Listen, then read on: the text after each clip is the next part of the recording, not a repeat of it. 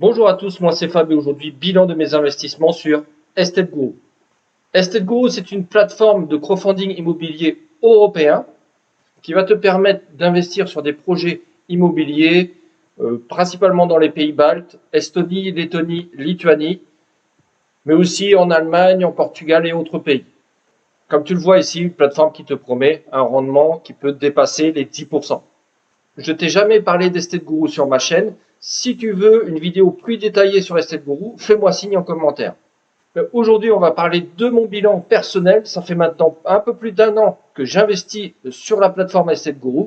Et donc, c'est le bon moment de parler de cette plateforme et de voir comment s'est comporté mon investissement sur la plateforme. Et pour ça, comme d'habitude, allons voir mon tableau de bord. Nous voici sur mon tableau de bord de Estate Guru et tout d'abord, mon investissement. J'ai investi 1000 € en septembre 2022, puis 1000 € en octobre 2022, ce qui me fait un total investi au total de 2000 € au départ. J'ai investi 2 fois 1000 € assez rapprochés pour pouvoir profiter du bonus à l'inscription. Bonus à l'inscription sur Estate Guru qui est de 0,5% du montant investi sur les projets durant les 3 premiers mois. 0,5% de mes 2000 €, ça m'a permis d'obtenir un bonus de 10 €. D'ailleurs, si toi aussi tu souhaites t'inscrire sur la plateforme Estate Guru et profiter de ce bonus, je te mets mon code de parrainage ici et je te le répète en description de cette vidéo. Et donc avec ces 2000 €, ça m'a permis d'investir au total sur 30 projets différents. Sur la plateforme, on peut investir sur chaque projet à partir de 1 €. Mais moi j'investis entre 50 et 100 € sur chaque projet sur Estate Guru. Sur ces 30 projets investis, aujourd'hui, j'ai déjà 9 projets qui ont été remboursés intégralement et un projet remboursé partiellement. La première conclusion, c'est déjà qu'il y a un tiers des projets dans lesquels j'ai investi qui sont déjà remboursés, qui sont déjà terminés et remboursés. Donc, ce qui veut dire que sur Estate Guru, on a des projets qui durent moins d'1 an. Là où sur du crowdfunding immobilier français, on est plutôt sur du 18-24 mois, voire plus. Ici, sur Estate Guru, 1 an après, j'ai déjà un tiers de mes projets qui ont été remboursés. Donc pour ceux qui souhaitent investir sur des projets plutôt court terme, en tout cas moins d'1 an, sur Estate Guru, en tout cas, c'est possible et j'en ai la preuve. En termes de gains, ce qui nous intéresse le plus, au 31 octobre, j'ai un gain de 120 € sur la plateforme. Bien sûr, les gains sont bruts puisqu'il va falloir payer tes impôts. Et comme sur toutes les plateformes de ce type, s'applique la flat tax de 30% pour tous les résidents fiscaux français. Le calcul, il est très simple, 120 € de gagné sur 2000 € investis, ça me fait un rendement brut de 6%. C'est un rendement qui peut paraître faible, compte tenu que, on a vu tout à l'heure, la plateforme annonce plus de 10% de rendement. Moi, aujourd'hui, je suis qu'à 6%. Il y a 2 facteurs principaux pourquoi je n'ai pas atteint au moins 10% de rendement.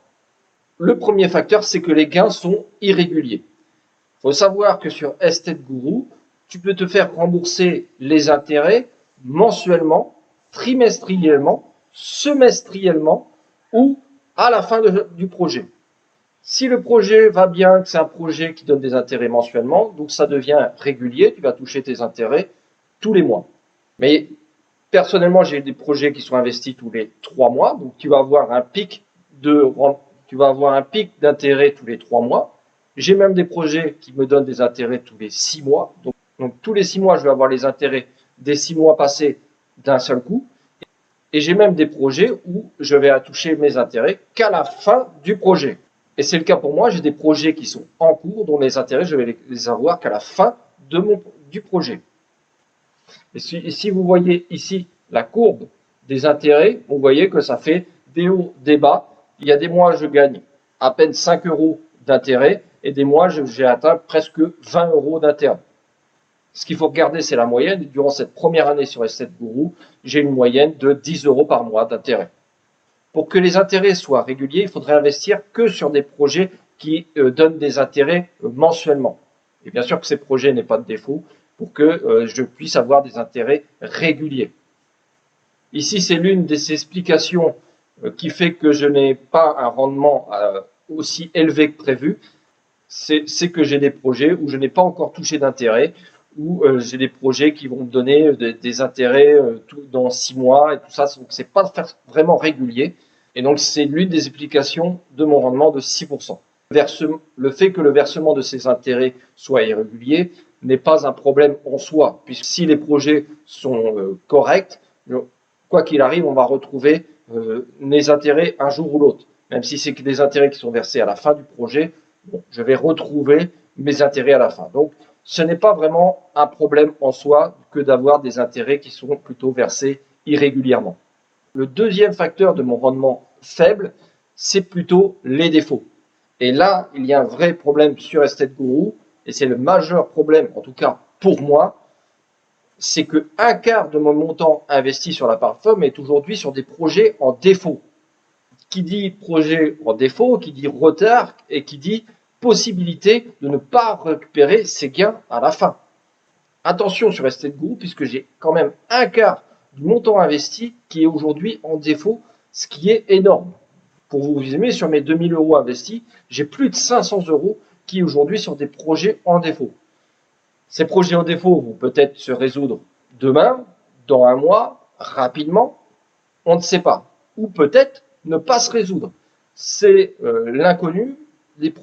Quand on a des projets en défaut, on ne sait pas ce qui va se passer.